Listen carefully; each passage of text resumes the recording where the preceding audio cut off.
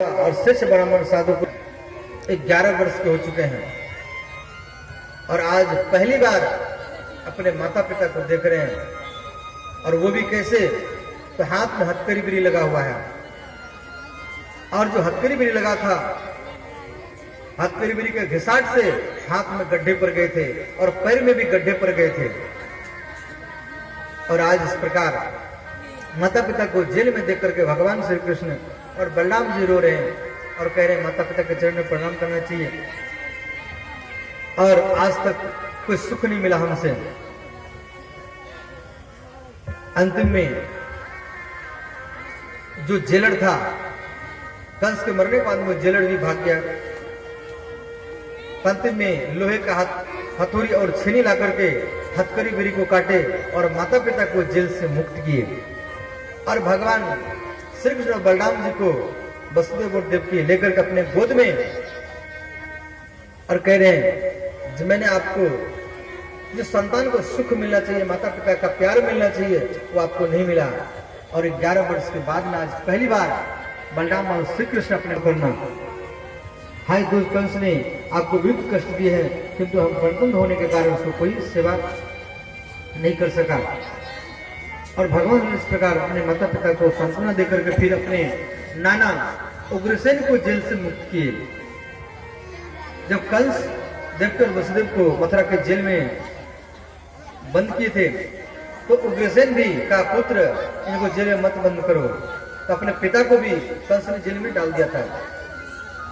तो इसलिए भगवान श्री कृष्ण आज अपने नाना को भी जेल से मुक्त किए और मथुरा के राज सिंहासन पर बैठाए।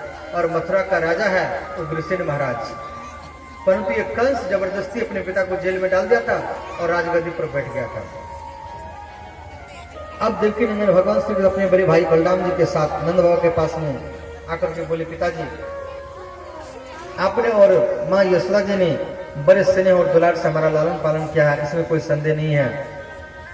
और माता पिता संतान पर अपने शरीर से जो अधिक स्नेह रखते हैं, उसे मिलने के लिए आएंगे। और भगवान नंद बाबा आदि ब्रजवासियों इस प्रकार समझाकर बड़े आदर प्रेम से वस्त्र आभूषण देकर उनका सत्कार करके श्याम सुंदर ने की बात को सुनकर नंद बाबा ने सने बस दोनों भाइयों को हृदय से लगा लिया और फिर नेत्रों में आंसू भर कर गोपों के साथ ब्रज की ओर प्रस्थान। नाम बताया, हमारा नाम सुदामा है। तो अंतिम में सुदामा का अर्थ है सुमन, अच्छा, जिसका स्वभाव सुंदर हो और अच्छा गुण हो, तो उसको सुदामा ही कहा जाता है। अंतिम में भगवान श्री कृष्ण कह रहे हैं मैं आप, तो सुदामा जी फिर कह रहे हैं कि हम आपके साथ मित्रता करेंगे और यदि मित्रता के ऊपर में कोई बात आएगा, कोई समस्या समाधान करने के लिए आएगा, कोई धन का आवश्यकता पड़ेगा, तो मैं कहा गरीब घर का ब्राह्मण का पुत्र हूं और आप राजा हैं, हम कैसे आपका मित्रता धर्म निभाएंगे। तो भगवान श्री कृष्ण बोले हम कभी भी मित्र धर्म का परीक्षा नहीं लेंगे। अंतिम में भगवान श्री कृष्ण सुदामा जी के साथ में मित्रता किए और 64 दिन में 64 प्रकार के विद्या अध्ययन किए। और उसके बाद में कल कथा में विशेष प्रसंग, और जिस प्रकार सुदामा जी अपने मित्र के पास में गए थे, भगवान के पास में गए थे द्वारकाधीश के पास मिलने के लिए, तो इनके पास में कुछ नहीं था, ये मांग करके 3 मुट्ठी चावल भेंट में ले गए थे मित्र के पास में। मित्र के पास में खाली हाथ में जाना नहीं चाहिए। पिता को बेटी के घर में जाना चाहिए तो खाली हाथ में जाना नहीं चाहिए। पिता को बेटी के पास में, मित्र को मित्र के पास में, शिष्य को गुरु के पास में खाली हाथ में जाना नहीं चाहिए, कुछ न कुछ लेकर के जाना चाहिए।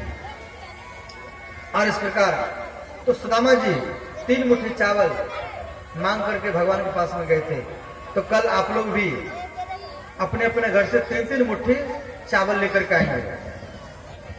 देखो सुदामा जी तो गरीब थे, परंतु आप लोग तो गरीब नहीं है, सबके घर में धन धान भरा हुआ है। 3 मुट्ठी से ज्यादा 1 किलो 2 किलो 5 किलो 10 किलो जो भी बन पड़े आप लेकर के आएंगे और वही भगवान द्वारकाधीश को भेंट किया जाएगा। फिर उस घर से गरीबी मिट जाएगा, दरिद्रता मिट जाएगा। तो भगवान वो सारा चावल को बंटवाए थे, तो फिर वो चावल आपको मिलेगा और आप वो चावल को अपने भंडार में रखेंगे तो आपका भंडार कभी भी खाली नहीं होगा, भरा रहेगा। तो इस प्रकार अंतिम में विद्या अध्ययन करने के बाद में बलराम और श्री कृष्ण कह रहे हैं, गुरु जी आप गुरु दक्षिणा मांग लीजिए।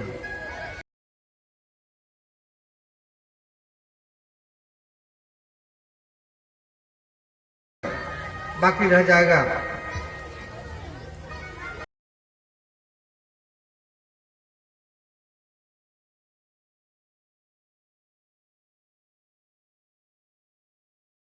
दक्षिणा जो मांगे हैं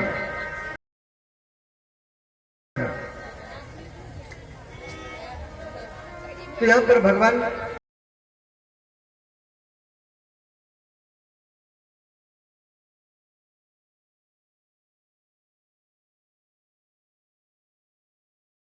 इस प्रकार उसी बीच में आ रहे हैं और सब सेना सिपाही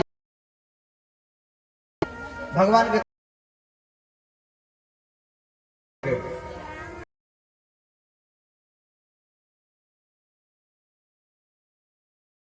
गौरी मंदिर के सामने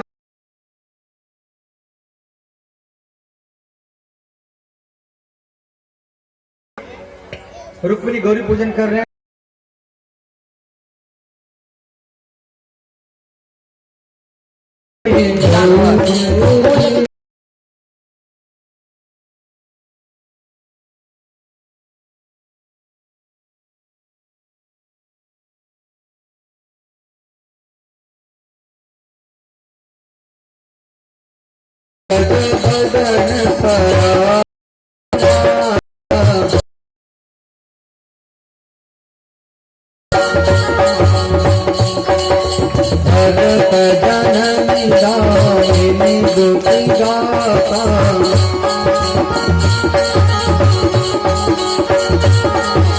हसी माला मूर्ति मुस्कानी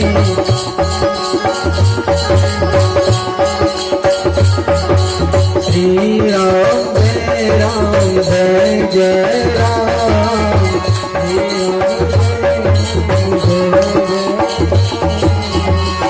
इस प्रकार गौरी मंदिर में रुक्मिणी पूजन कर रही है और वहां पर भगवान श्री कृष्ण रथ लेकर के आए और रुक्मिणी का हाथ पकड़ को लेकर के भाग गए।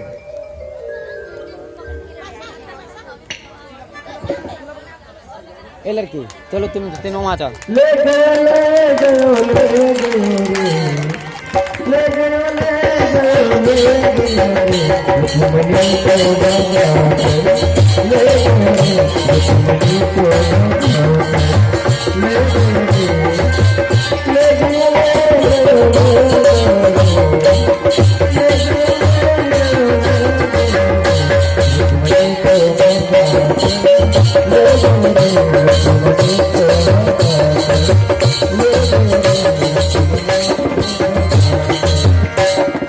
अंतिम में वहां पर ब्राह्मण लोग खिला रहे थे कि दुल्हन को मंडप में लाओ और दुल्हन मंडप में क्या आएंगे, भगवान श्री कृष्ण को भगा करके ले गए।